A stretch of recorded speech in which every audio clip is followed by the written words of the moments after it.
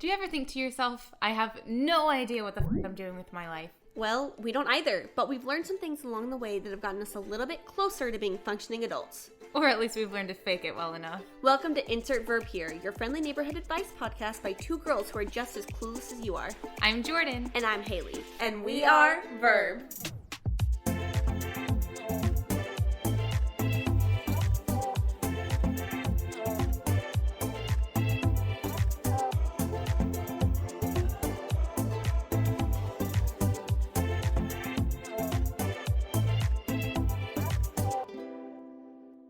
When are we gonna ask the peeps? I mean, we can start now.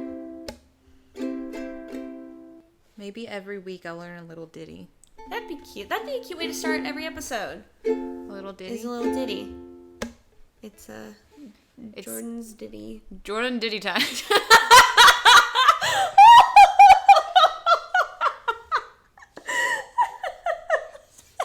Maybe not.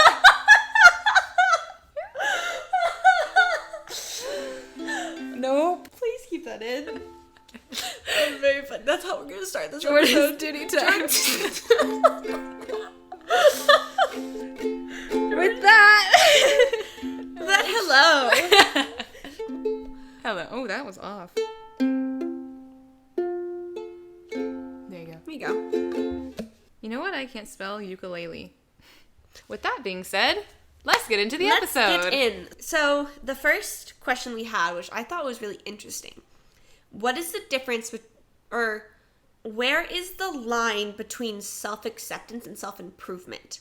Ooh. Because obviously you want to accept and love yourself. Yes. But then that, if you do that too much, it doesn't leave, it's like, if you could kind of see like self-improvement as like changing myself for things that are wrong with me. So where's the kind of line between those two things?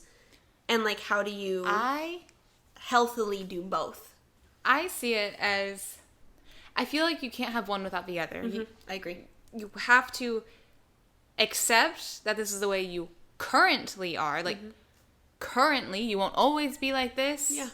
Maybe you will, maybe you won't, but this is how you currently are in this day, in this moment, at this time. Maybe in a couple seconds you'll be different, but right now, currently, this is how you are, the good, the bad, and this is what you want to improve. So you have to accept it first, because if you're in denial of it, nothing's going to change. Exactly. If you don't want to accept it, nothing's going to happen. So you have to accept this part of you and then want improvement.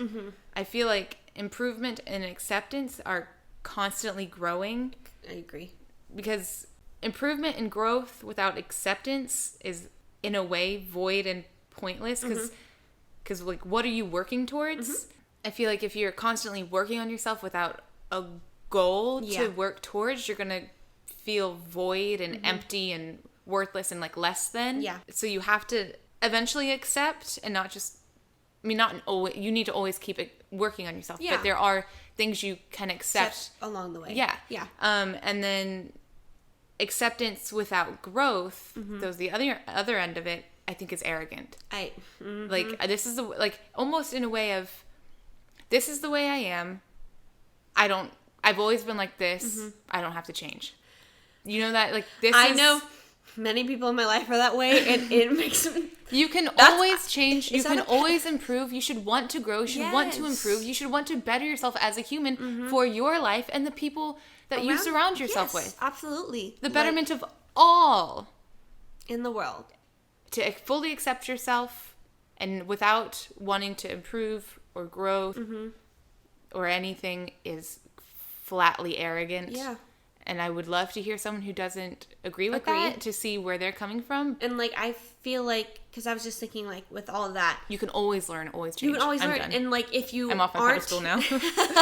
if you aren't working to better yourself, you're just sitting there stagnant. Yeah.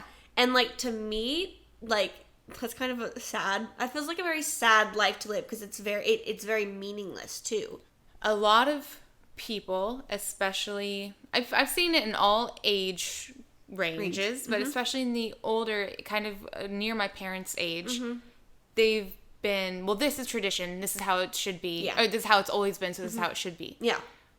I don't agree with that. And the fact that you kind of, to how I see it personally, is how the fact that you won't even look at the other side because you're just accepting what is. Yeah.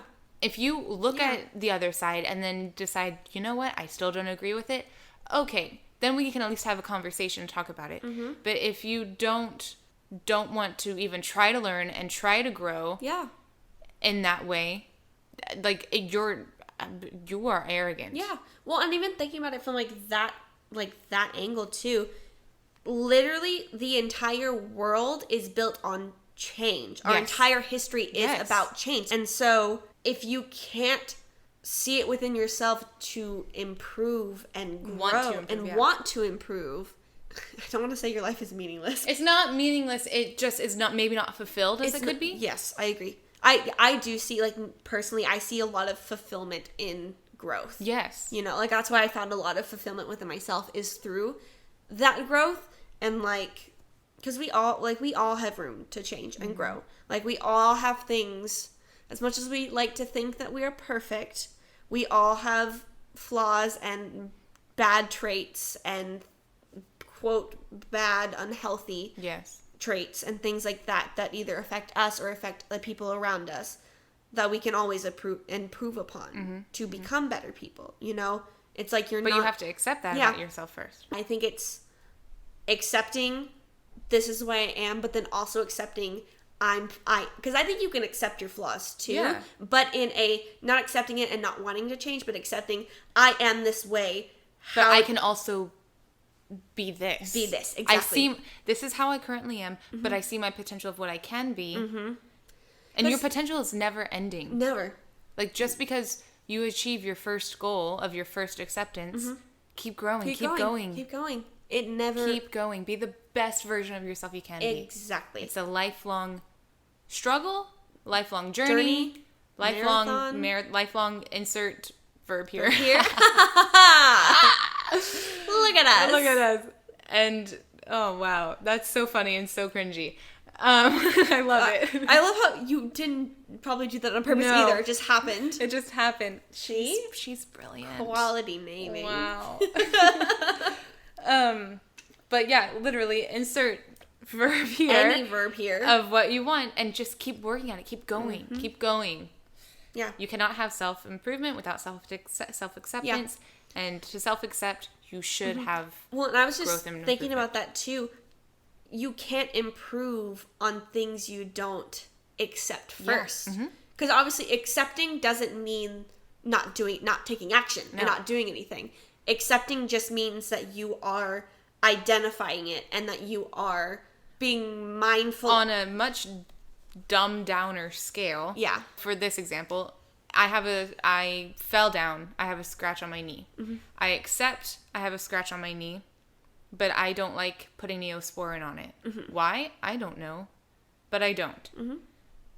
So it's going to take longer to heal, but if I accepted that I have, since I accepted that I have this scratch on my knee, if I added the Neosporin, which could be the growth and improvement, it could help heal faster. And maybe not leave a scar or a mark. Yeah. So, I mean, that's how I kind of see it. You have to accept it to grow. And so, going back to the very beginning, you can't have one without the other. So, speaking of always improving, positivity. What is positivity to you, and can it be toxic? I feel like I'm interested to see if we have a different viewpoint on this. I think we have the same viewpoint. Really? Because I know your thing. You know where I stand. I know where you stand on this. I think we have the same, because it absolutely can be positive. Wait. Positivity can be positive. Positivity can be positive. It can absolutely be toxic, and it can get to a point where it's unhealthy for you and unhealthy for other people as well. I mean, obviously, you want to be a happy person. Everybody wants to be happy. They don't want to be sad. But debatable. Well, I want to be sad. Well, I would back in middle school and early high school. I was under the mindset of there's comfort in sadness because happiness and joy is just going to leave me and it's going to make me feel worse. Yes. So I had this weird thing where if I felt like I was happy for too long, I would self-sabotage in whatever way. I would stir up drama. I would do something to make my life harder because sadness was comforting. Because being positive and being happy is scary because it's not, life isn't always happy. Yeah. Doesn't mean it's not going to come back, but you can always find the negativity in something. Yeah. It's a lot harder to find the positive in something. So, in certain cases. So there are people who don't like to be positive. Because I've dealt with the same thing before too, where I will self-sabotage to be sad because it's comforting being sad. But obviously, not going into it, if there's toxic positivity, there's toxic negativity as well, and so that's a whole other discussion. Yeah. But on a general healthy person, mentally healthy person basis, we all want to be happy. We all want to experience happiness, and so that's great to an extent. But we are humans and we feel a huge range of emotions, and we need to allow ourselves to feel that huge range of emotion. And so if you're always positive all of the time and Preach. bottling up all these negative emotions that are inside of you, it just isn't healthy. No, I was actually talking to a friend recently about that because to me, this is a me thing, and maybe it's something I need to work on. Oh, look, self-acceptance with self-growth and improvement. Look at that, all in the same episode. We love her. I feel positivity to me can be toxic to a degree. Because to me, I feel like there are some people that I know or know of that are just constantly positive all the time. And I cannot stand to be around them. And it's not because I'm a negative Nelly or I love joy and I love being happy, and it's something I'm trying to challenge myself on to be more positive and be more happy and be more joyful. But people who are positive all the time don't seem human to me because humans have all the emotions. Let yourself feel everything. Like sometimes it's going to be hard but that's okay. That's what your support system's there for. And then the joyful moments, it's going to be even greater because you felt the sad moments. And so I was talking to a friend about this, about how constantly positive people make me so uncomfortable. And I can't stand to be around them because it almost feels fake. Yeah. And it almost feels forced. And like, people can't be that positive and that happy all the time. Why are they lying to me? Why are they lying to themselves? Be sad. Be sad. Let me see you be sad. And she was saying it's not that they don't feel that, but it's potentially that their thoughts in their brain or in their life are so sad and hurt them so much that they don't want other people to feel like that. So they try to be that positivity and that beam. So to you, it might seem like they're constantly preaching positivity and nothing else. And they're always going to be that ray of sunshine. And it's just positive, positive, positive, positive, where it's overwhelming for you. But that could potentially mean that their life, it's just, that's the only thing that's keeping them going. And they don't want, if that's what's happening in your life, they don't want that same thing. Like, they want to be that light for you. Yeah. And I was like, oh, I never thought of it that way. I just always thought that you are faking being happy, and I want you to stop. Really? I want you to be a real person and show me that you're happy. Not saying I don't want people to come crying to me all the time. Like, I'm not saying but I just want you to be a human and show me that you have a full range of emotions and you're not faking to be happy for the sake of being happy. But after talking to my friend, I was like, wow, I never thought of it that way. Well, because, like, Does that make sense? No, yeah, it totally makes sense. There is a pretty popular YouTuber, Adeline Morin. She's kind of in, like, the lifestyle, young adult girl kind of beauty, fashion, lifestyle category. But she is, like, how people have their favorite color, but then there's certain colors that people, like, when it's their favorite color, they just embody. Yeah. Her color is yellow. And everything is yellow. Oh, wow. And so she calls her channel The Happiest Place on the Internet. And she's that very overly positive person all the time. And all you ever see is the happy moments with her. But then all of a sudden, she posts this video. And she's, like, distraught and crying. And her and her boyfriend of, like, many, many years broke up. And, like, they were they weren't engaged, but like getting to that point, they were on that path. And so it was this huge breakup for her. And this is the first time she really showed anything other than positivity in her videos. And she talked about that, about like being so sad that she wanted to be this positive light for other people so they didn't have to feel what she was going through. She talked about that in that video. And so it was really interesting to see it from like that. Yeah. Somebody who is in that situation, since like I'm a naturally pessimistic, negative person. And so I see the negatives of everything. It's really interesting seeing that from someone who is positive all the time. And that's a persona that she puts out. Do you enjoy being around positive people? I mean, to a degree. Completely positive people? I don't really have... overwhelmingly positive people? I mean, it depends. I don't have a lot of those people in my life. Yeah. Because like I would say I'm a realist, but I'm also kind of optimistic. Mm-hmm. I don't like to harp on the negative, and I like to be open to the positive. Mm-hmm. And I do like to see the good in situations, but I feel like I'm a realist. And I also don't feel like I force positivity if it's not necessarily there. Mm-hmm. Maybe I do. I don't know. But I don't view myself as like a super positive person. Mm-hmm. But yeah, like saying what you were saying and what my friend was saying, that's a really interesting thought process that I never dawned on me that, but I think that's kind of true. Yeah, for sure. So if you are a positive person out there, like overwhelmingly positive, I'm sorry that I thought you were fake. Mm-hmm. And it's still something that I think it still can be toxic. I agree. Because it makes you feel like you can't feel your emotions. Mm-hmm. Well, and then also on the other end too, it can also make other people feel lesser because they're not that way all the time too, and feeling like, oh, this person's happy all the time. Why can't I do that too? Why do I have to feel all these horrible sad emotions and be sad all the time when other people can be positive like that? And I think it's like some people, like the Myers-Briggs test, or you like the Enneagram. Enneagram. So maybe that's just how their personality and disposition is. But I think it's also something... Sevens. If anyone knows, that's a 7. I think that's something you can also work at. If you want to be a positive person, if that's your goal in life, or personality, whatever, I think you can actively work at that. It's going to be hard because seeing positivity it's a lot easier to see the bad times than the good times. So, absolutely. So congrats to people who can. And if you're not one of those people and you feel... kind of how Haley and I feel, that's okay. Yeah. You're human just like they're human. Don't judge them for being positive. Don't judge yourself for not being as positive. Yep. Everyone can feel what they feel, and if you want to feel happy, feel happy. If you want to feel sad, take the time you need to feel sad, but don't stay in sadness. Yes. Take the time you need, note it, accept it, work through it, but get out. Yeah. You can't stay there.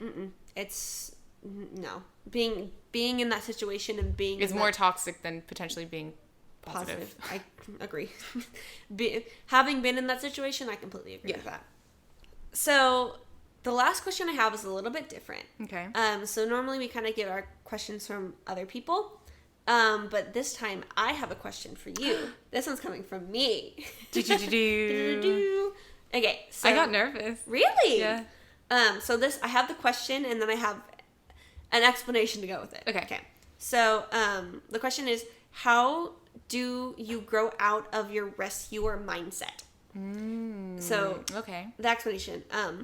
My husband and we recently had an argument, and during that, I realized that I never learned how to take care of myself. So, mostly emotionally, but somewhat physically as well. And when I was younger and at the height of my depression, I would always just sit in my sadness and would neglect any of my emotional and physical needs. And so I just wanted to be sad, and I would never fix my problems. And then when I got older and I got to college, I didn't want to be sad anymore, but I didn't want to help myself either. And so I would always turn to him to always help me with my problems. And so I would always look at him as this person who's rescuing me from my problems and rescuing me from the bad, hard, whatever it is, things in my life. And so I did this for so long that literally my problem solving turned off, and I couldn't do it for myself anymore. Anything. I was so indecisive, and I could not problem solve for myself, at all. And so after college, we moved in together, and we got married, And so I never had an opportunity to kind of learn how to do that for myself and to support myself on my own without the help of other people. And so kind of my question is like, how do I get out of that mindset? But how do I start learning a skill that's based on me living on my own when I'm living with my partner? Interesting. First of all, I want to say I am so freaking proud of you. Thank you. Oh my gosh. I was like tearing up listening to Really? you. Oh. Yeah, I am so proud of you for seeing that, acknowledging that, accepting that, and wanting to work on it, because that is a huge thing. It's really hard. Wow. Go you. Round of applause. Like I've realized it in the past, like when we've had arguments or talks or whatever. I've realized it in the past, but I never realized like how far it had gone, and then also how much I was missing out on by not having those skills. Wow. And it was kind of this big realization moment that I never had the opportunity to. I never had the moment where I lived on my own without being in a relationship. And that is a big, going back to the Enneagram, a big 4 thing too, is that we want a rescuer because we feel so attached to our emotional needs that we neglect a lot of our physical needs or things that we don't necessarily realize. So we want a rescuer to come and help us all the time. Interesting. And since I'm the very much opposite of that, independent to a fault sometimes. So I just want to say, like, what's your, like, kind of how would you go about it if you were in my situation, and like, what do you think? So Haley asked me the rescuer mindset. She didn't go into the explanation. She didn't say who asked. She just said, what do you think of the rescuer mindset kind of thing? And a little bit ago, and I ended up writing down my answer. So I, like I said, I'm the opposite, because I don't like to be dependent on people. And this is something I need to work on. So the opposite, really. I need to learn how to depend on people. I don't like, and this is very prevalent in my relationships, especially in my last one. I don't like opening up, being vulnerable, which is I kind of talked about in the past. But because of that, I don't like being dependent on them to rescue me in a situation, because I feel like when I need them, they're not going to be there. They're going to leave. Yeah. So I have the complete opposite way of thinking, where whenever things happen, I'm like, I just fix it myself. Don't talk to me about it. If I need you, I'll tell you, kind of thing. So anyway, I wrote down my answer, and let's see if I can read it. So I wrote, you need to thank them for what you feel like they did for you in your life. Say you respect them and you love them, but in the end, it's your life. And start doing small things for yourself and holding yourself accountable. On a long and hard day, make dinner for yourself instead of asking them to, or ordering dinner. Do it for yourself. Or maybe on one of those days, and again, like, I live by myself, so I have to do this for me all the time. Like, even sometimes on the hard days I cheat and like I'll make cereal, but on the majority, like, I have to take the responsibility to clean the dishes. I have to take the responsibility to take Mushu out on a walk. So on one of those other like long hard days where you just don't want to, start growing your independence slowly. And if you have a small problem that can be easily fixed, like the paper is jammed in your printer, or something silly in a way that's small, do it yourself, fix it yourself. Don't be afraid to ask for help if you need it, but don't feel like you need to ask for help. I wrote that this will take time and patience and discomfort. Do them for yourself. And they might seem mundane and stupid, but it's just doing the smallest things. So I guess in your case, instead of saying like, Zane, can you wipe down the counters for me because I'm just so tired. Like, obviously there will be days when you're sick or like but actively trying to, like we talked about in another episode, like, take the action, do it for yourself, and not because Zane wants you to, but because you want to. Just start very small, and maybe you have this rescuer mindset, or you do this because in your mind you are telling the person you love and care for, like, this is how I love you, and this is how I care for you by having you save me. But in the end, you don't need that. Yeah. And that's not how you show love. You can show love in so many different ways besides having them save you. This will take tons of, in my opinion, I'm not a professional at all, I'm just going from my brain. This will take tons of communication and time and transitioning and adapting. Yes. Especially if you feel like this has been kind of your whole relationship, that you've learned to depend on him and have him rescue you from situations. It's going to take a lot of transitioning and adapting, because y'all's relationship, when I say change, I don't mean in a negative way. I mean, it will just change to where you are not afraid to take the responsibility and own what is happening. And if it messes up, it messes up. And that's okay, because Zane is still going to love you no matter what. And you're still going to love Zane. So it's going to take a transitioning period that might be hard, but just keep a constant communication. Be like, I need to do this for myself. Thank you. If he like tries to help you with something, thank you for trying to help me. Let me try this by myself. And if I need you and I need your help in a second, I'll come get you. Yeah. So it's just owning. And you can show them other ways you care and love for them while you do the same for yourself. I wrote, if you always expect someone to save you, they'll eventually fail, because they're human and we're all human. And if you expect someone to continually save you, it's going to be tiring on all parties. Yeah. And the one who is, quote, doing the saving is going to mess up, and then you're going to feel like you're not loved. You're going to feel like you're not deserving of something. Yeah.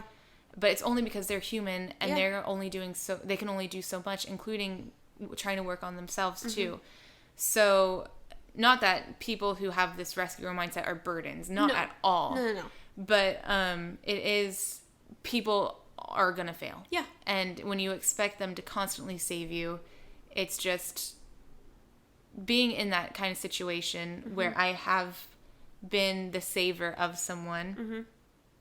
It's hard. It's tiring. It's you don't want to mess up, because it could be detrimental to the person you're trying to save. So be forgiving of yourself, just like you'd be forgiving for them when you try to do this. And then remember that you need to own your life and your feelings, and you can do it. You are the hero of your story. You're the hero of your life, and they are there to help and aid you. Like, you are Batman, they are Robin. Yeah. They are there to guide you when you need it, but at the end of the day, you can only save yourself. Yeah. Does that make sense? That makes sense. Yeah. Because that's like a great point as a general kind of about the rescuer mindset. I feel like for us, it's less of like he always steps in to help, but instead like I don't help myself, and I always try to like I always kind of ask him to, in my own kind of, thinking about it now, it's probably a kind of toxic, low-key, manipulative way, if you think about it from, because like the other day, he was playing a board game with some friends, and so I was home alone, and we had no food in the house, but he took my car. Normally, I would just sit there and be sad and not eat all night, but then I was like, you know what, I'm going to solve my own problems. Yes. I'm going to go to the store, and I'm going to do this for myself. And so then I go to the store. I have the Also, the fact that you went to the store by yourself is groundbreaking in its own. Yeah. We're getting... Okay. We didn't quite make it to the store. You tried. We tried. We tried. So go try. Go live. So I got in the car, and I started driving off, and then I realized my ID was in the car that he took with him, in my car, and not in his. And I just don't feel comfortable driving without my license on me. And so I had to turn around, park, and go home, and I was stuck all night without food. And so if I had been doing what I'm trying to start doing, I would have realized I could have walked to the gas station and got some food. Our apartments, we have some restaurants right next to us that I could have gotten food there. But instead, I spent the whole night crying and moping and having a panic attack and texting him every 5 minutes, freaking out and being very upset about this without actually solving the problem. Yeah. And I do that a lot, where if I have a problem, I'll just go straight to him for him to fix it or to help me emotionally. Because that's the thing, I want to fix, like I said, I'm a 4. We are very in tune with our emotions, and we care about our emotional needs first. but I don't necessarily want to be the person who fixes it. I want him to be the one who rescues me and fixes that. And these communications that I think are going to be really important. I mean, y'all definitely communicate. Oh, yeah, y'all absolutely. Are very good communicators. But adding this level of communication, I feel like if you do have this problem, like the problem you had a couple days ago with the food, instead of going, Zane, fix this, say, Zane, potentially these are the options I have to help to see how I could fix things, or how do you think I can fix this situation? He just leaves it at these ideas, and then it's up to you to grab one. That would work for someone else. I'm very weird. I don't take people's ideas, like, ever. So maybe I don't know, because we used to do that for, like, when I was trying to do my channel and things like that. He would give me ideas, because I'd be like, I don't know what to do. He'd give me ideas, and I go, no, I don't like any of those. Maybe that should be a challenge. Maybe. To help one of your problem solving. Yeah. Not that you have to take someone's ideas, but at least considering it. Yeah, because because that way it will give you the power to still make your decision and solve your own problem without him doing it. Yeah, I agree. Because really, what would have been for our relationship, moving in together when we did was the best choice, and I don't regret it whatsoever. But coming from this problem that I'm having, what would have been best is me living on my own for a while and learning how to do things for myself. I don't have him to go to the store for me all the time. I don't have him to, if I'm having a panic attack right now, he's not in the other room and I can go to him and have him help me through it, you know? And so it's like, I would have had to learn how to do that, but I didn't have that. I was never in that situation. It's really hard as someone who does live by themselves who had a panic attack over the weekend. It's really hard to do, like, pull yourself out of it and it be your responsibility. But, I mean, it is possible. Yeah, it is possible. It's just super hard. Yeah, and so I was never in that situation. And so what I think we're wanting to try to do is kind of create that. But obviously, we still live together, like, because he's filming his movie next month. And so he's going to have 12-hour days. He's going to have night shoots where he's not home all day. And so he's not going to be there to be able to help me. And so normally, like, when he goes on trips like this and things like that, even though he's far away and he can't actually do anything about it, like, realizing he can't help me, I need to do it for myself, I just cry and complain and be sad the whole time and just do that. So I think what we're going to try to do is that whole week while he's filming and busy and his phone's going to be off the whole time and I don't have him as that crutch, I'm going to, instead of just being sad, I'm going to obviously accept the emotion is valid. Yes. I'm going through this problem, accepting that, but then problem solving for myself. And not lingering in it. And not lingering in it.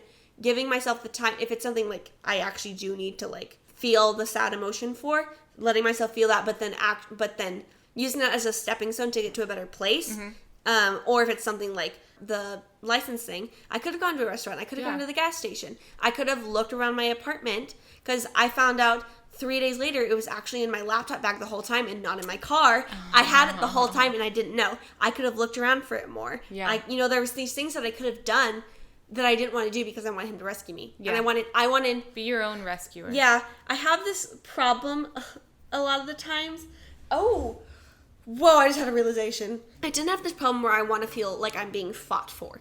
And so I want to feel like he cares about me so much, he's dropping everything to drive to the store and get me what I need and then bringing it to me because he loves me so much. See, that's what I was saying about transitioning and adapting. It's gonna change. And it's weird because it's only, like, if it's on how we are just naturally in our normal everyday today life, I don't expect that all the time. It's only when I have, like, a big problem and I'm very upset about it. I expect that. It's very strange. Yeah, and I guess that's where my rescuer mindset comes from too, is that I just want to feel like I'm being fought for. Why can't you fight for yourself? I don't know. I think it stems more from, I feel like I don't have the energy to do it for myself, so I want someone to be there to do it for me and then also from just the relationship aspect, just wanting to feel like, obviously not like he cares, because obviously I know that he cares about us, me and my relationship, like 100%, like I have no doubt about that, but just like wanting to feel like he's fighting for our relationship and fighting for me because he loves me so much, you know? I don't know where that one stems from, but what do you feel like, I mean, now kind of off the cuff, what do you feel like you can do to work through this and work towards it? What in the fashion of verb and insert verb here, what actions can you take to work through this? To be more mindful of yourself, how you're feeling.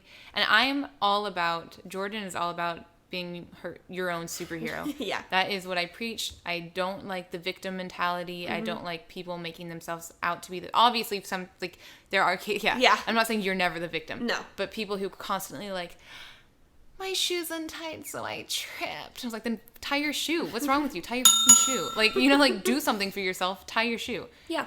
So it's like those kind of things. I'm like famous, I guess, in this group of friends or whatever. Yeah. Like, I don't like when people make themselves out to be the victim constantly. It's like, do something. Take charge of your life. Do something. Just try.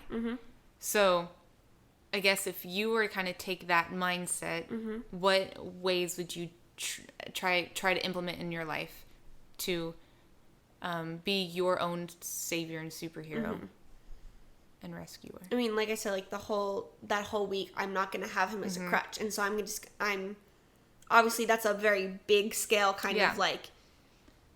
Are there small steps you're gonna do in preparing? Yeah, for this? I'm trying. If yesterday morning, that was yesterday. I started having a panic attack. I didn't know why I was having it, and he was at work. Normally, I would just text him, but I didn't say anything. I focused less on what was in my head and started focusing on the tasks that I was doing because I was editing and doing some stuff with work. And so I focused so much on that and was forcing myself to like tune out everything that was going on that it ended up going away. And I didn't. Did you find power in that? Yeah, absolutely. That you figured it out? Yeah, and I didn't tell him at all. And then later, like way later that night, he got home and I was like, I totally forgot to tell you I had a panic attack and I got through it myself, you know? That's so it's amazing. like I'm just trying to do little things like that. And it's hard because I don't notice it that I do it all the time. But just when I do, realizing that and just... Do you think it would be beneficial for him to hold you accountable in that? Or do you think it would be almost toxic in a way of him going, Haley, you're doing this again? I think because I do struggle with that sometimes too, feeling like other people put their expectations on me. And so I think I would eventually start feeling it like not seeing it as like, oh, he's trying to help, and seeing it as he's putting these expectations on me that I can't live up to.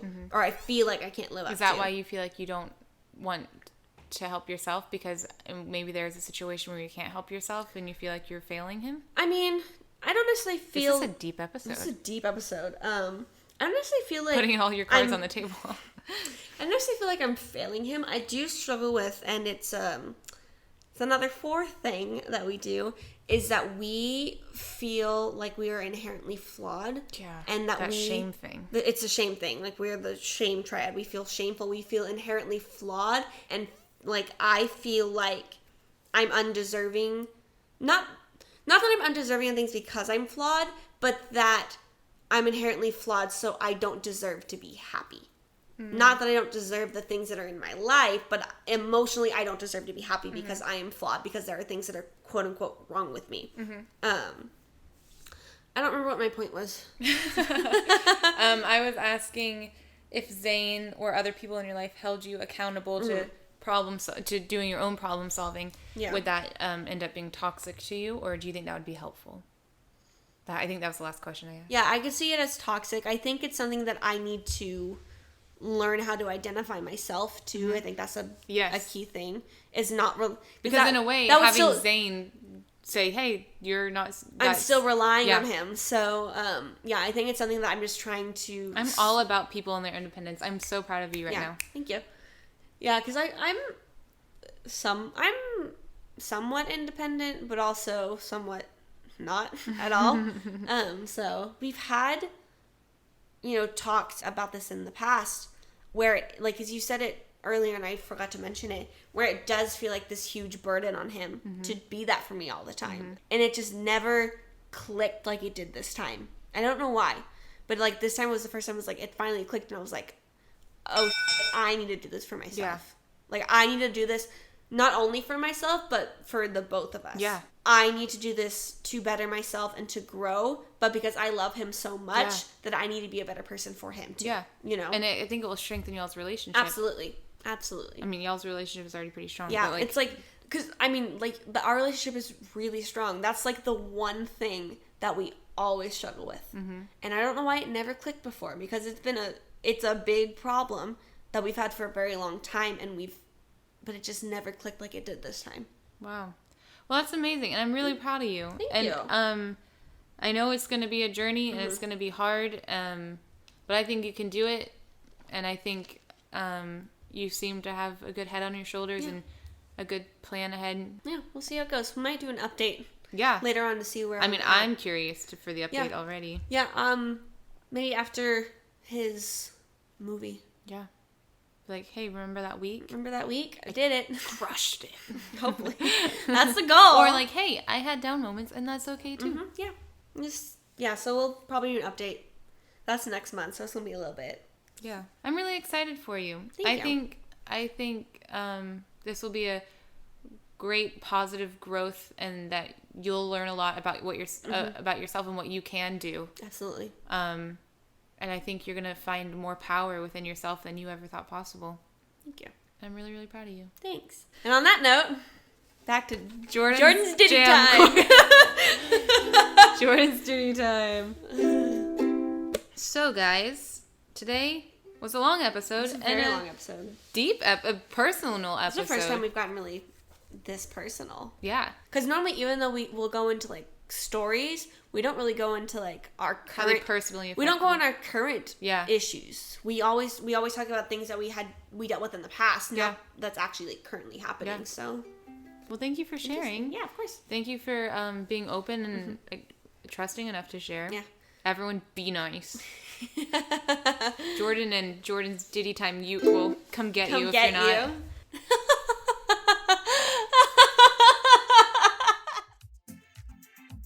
Make sure to check us out on social media at GotVerb or at our website, verbofficial.com. And send us your questions at askivhpod@gmail.com. We post new podcast episodes every Monday, so subscribe to Insert Verb Here so you can insert verb into your daily routine.